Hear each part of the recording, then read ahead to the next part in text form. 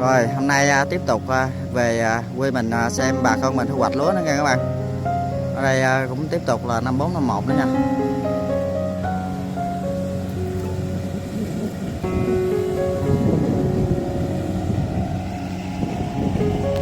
Xem máy cắt này nó thu hoạch lúa nha các bạn.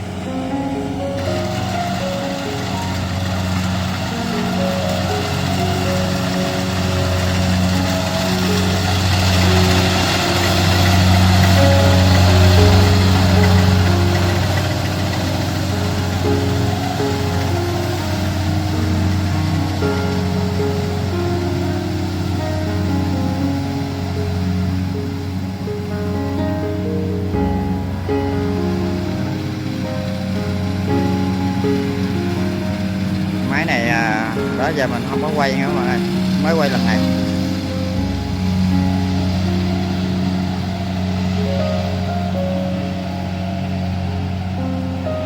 Anh em cậu lúa cũng đang đậu chờ nè.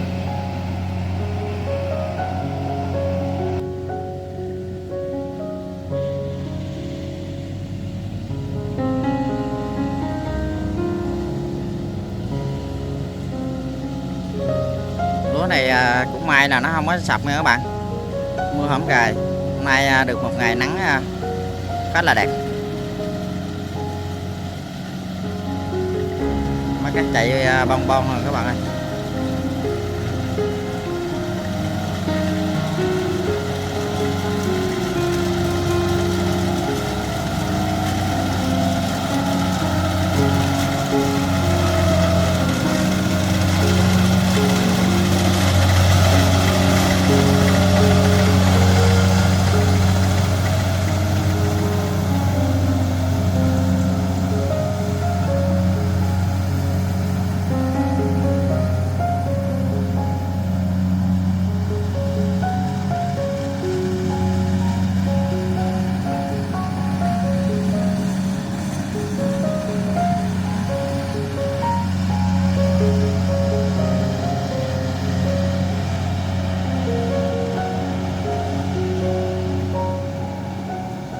Rồi ghé vô săn lúa nha các bạn.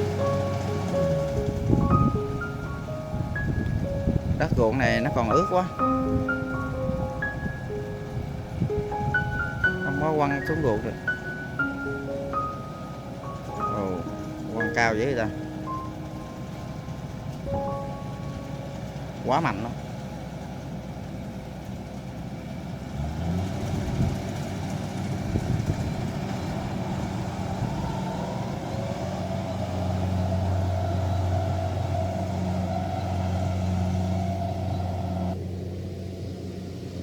Đây là những cái hoa dại cặp bên đường các bạn.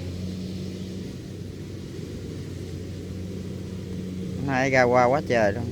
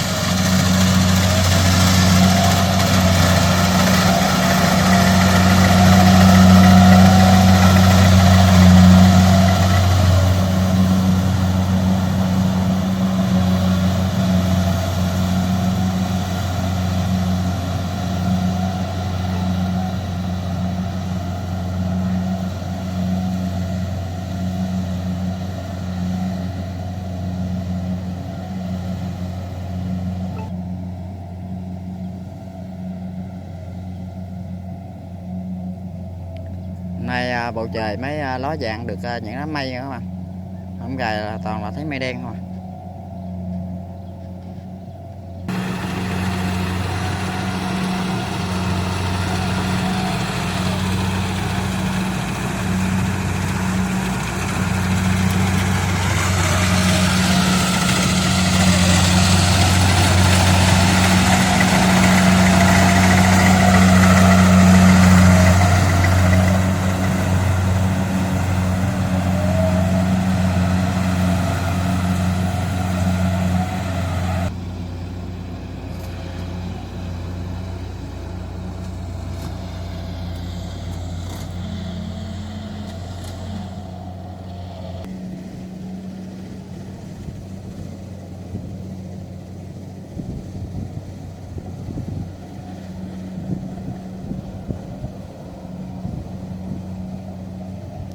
rồi chỉ còn một cái tam giác này nữa là xong rồi các bạn ơi.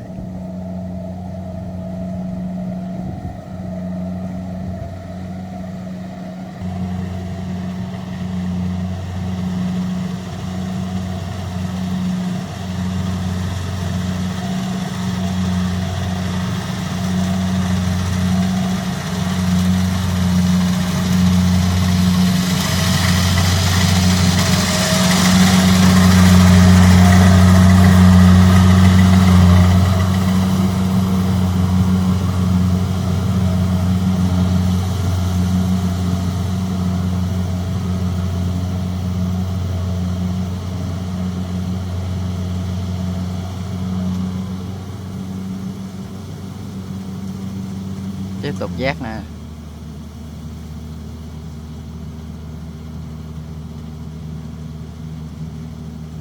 Bữa nay trời nắng với lại độ ẩm quá cao á mai. Lơ mơ chiều mưa. Giờ này nắng quá trời nắng gắt luôn các bạn.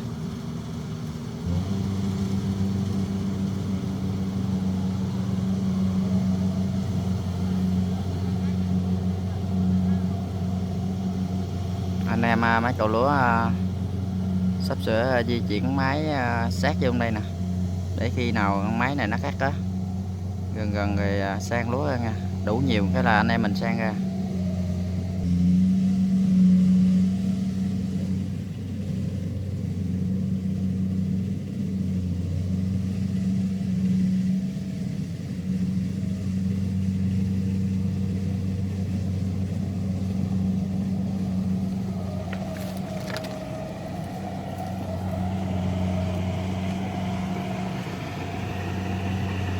Sắp xong rồi nè các bạn.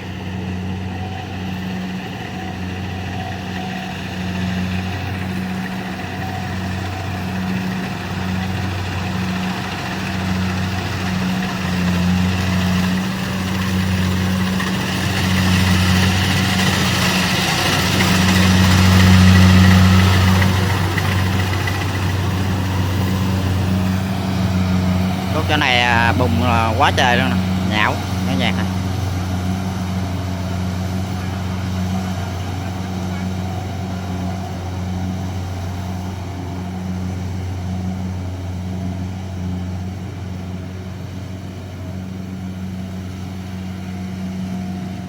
Rồi còn lẫm túi các bạn ơi.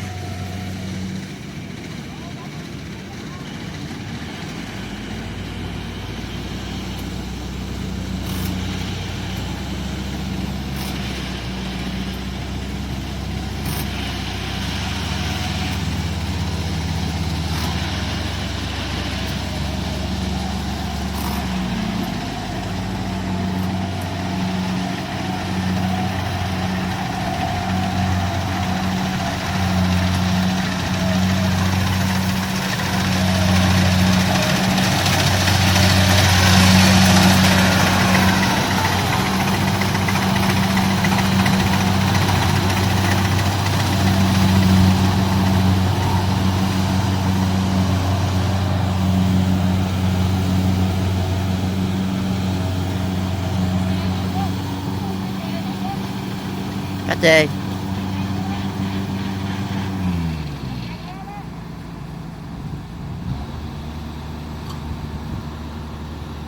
Đây chạy tiền dài lam là cá chê nó nổi lên dữ lắm các bạn.